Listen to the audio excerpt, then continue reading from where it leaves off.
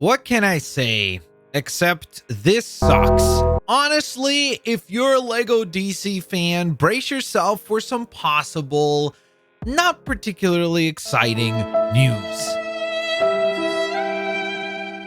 So for those of you that don't know, the Flash movie is coming out later on this year, and supposedly Lego was going to celebrate the release of the movie with a brand new Lego DC set themed around the film, which would be set number 76221, the Batmobile Flash Tracking. The set was supposedly going to retail for $45, but boy oh boy, it seems like that set might now be in question. As was reported by Exabricks over on Instagram via Lego Minecraft Goat, saying the following: the Batmobile Flash Tracking set is set to release in May, right in time for the release of the movie, will no longer be releasing in May, and most likely not even this year.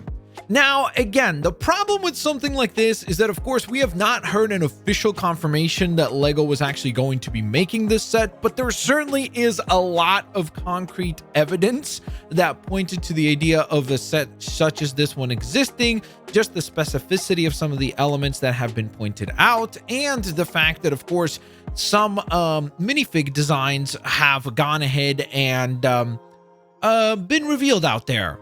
If you want to go digging for those, I'm not going to be showing them, of course, on the channel, but you can go on ahead and do your own research, I suppose. But with that in mind, of course, because the set was never officially confirmed, it's kind of difficult to say that it's canceled because, well, it wasn't official to begin with. So it's difficult to, I guess, act overly disappointed just because of the fact that we've never seen Lego full outright say, hey, this is something that we're making this year. This was all just a rumored set that certainly had some suspicions as to whether or not it was actually real.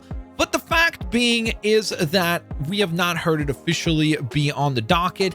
So it's kind of a bummer for sure, especially because I just felt like finally Lego DC was going to get one right. But again, I'm not really certain as to why something like this would either be delayed or canceled outright, especially because they are supposedly still making that Batcave that is going to be themed around Michael Keaton's Batman.